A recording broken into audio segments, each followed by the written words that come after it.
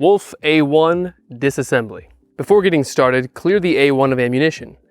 Visually and physically check the chamber for ammo. Once you are certain the firearm is unloaded, push both the rear takedown pin and the front pivot pin from left to right and pull the A1 upper receiver from its lower receiver host. Next, pull the charging latch rearward about 3/4 of the way back and pull the bolt carrier group down to free it from the latch and back out of the receiver. Set the bolt carrier group aside. Next, pull the charging handle back and down carefully until you feel it come free from the upper receiver channel. Again, set the charging latch aside. Next, we'll take the bolt carrier group apart for cleaning. The bolt carrier group consists of 5 major components and is extremely similar to that of an AR-15. It consists of the bolt carrier, the bolt, the firing pin, the bolt cam pin, and a firing pin retaining pin. First, start by removing the firing pin retaining pin. This can be done by hand, but if the pin is stubborn, use the tip of a 5.56 bullet to gain leverage and pry it loose. Once removed, the firing pin is only held in place by gravity. Simply tilt the carrier group up and the pin should fall free. Next, push the bolt rearward, exposing the top of the bolt cam pin, and lift free, releasing the bolt, which can now be pulled forward and free of the carrier group. Heading to the front of the gun, we'll now disassemble the piston group. First, push inward and then rotate the piston disassembly loop 180 degrees to release the piston group capture knob. Rotate this knob 180 degrees and pull forward to remove the piston assembly from the upper receiver. The piston assembly group consists of 7 components: the piston group capture knob, the piston head and rod, the piston sleeve, the primary recoil spring, the spring coupling, the secondary recoil spring, and the piston guide cap. Despite consisting of several components, disassembly is easy and straightforward. Start by depressing and rotating the piston group knob about 15 degrees to free it from the sleeve. This will navigate a small pin through a Z-cut in the sleeve. Careful, the cap is spring-loaded.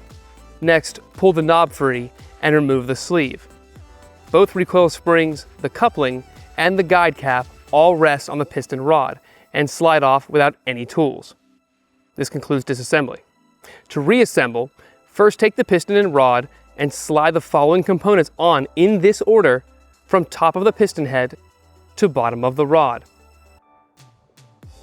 Starting with the primary recoil spring, the spring coupling, the secondary recoil spring, and the piston guide cap.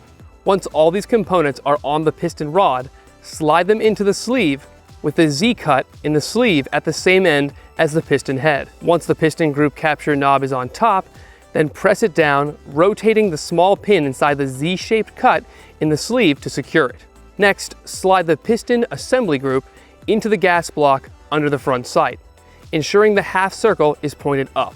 Once inserted, rotate the knob 180 degrees, sliding the half circle into the recess in the gas block, securing it. Finally, push the piston disassembly loop inward and rotate it 180 degrees to secure the entire assembly. Now we'll reassemble the bolt carrier group. Begin by inserting the bolt into the bolt carrier, ensuring the extractor is aligned with the ejection port on the right side of the firearm.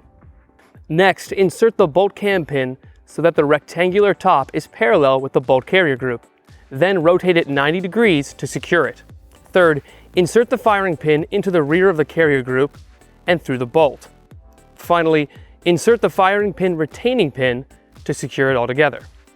Now we'll move on to the final reassembly. Begin by inserting the charging latch into the upper receiver, sliding it up and back until it engages in the recess cut. Once inserted, take the carrier group and slide it into the carrier, ensuring that the bolt is forward and the piston strike face is inside the charging latch channel. Finally, place the Wolf A1 upper receiver group onto the host lower receiver and push the takedown pins from right to left, passing through both receivers and securing them together. Finish up by ensuring all controls function normally by performing a basic safety function check. This concludes the basic disassembly and reassembly of the Wolf A1 upper receiver group.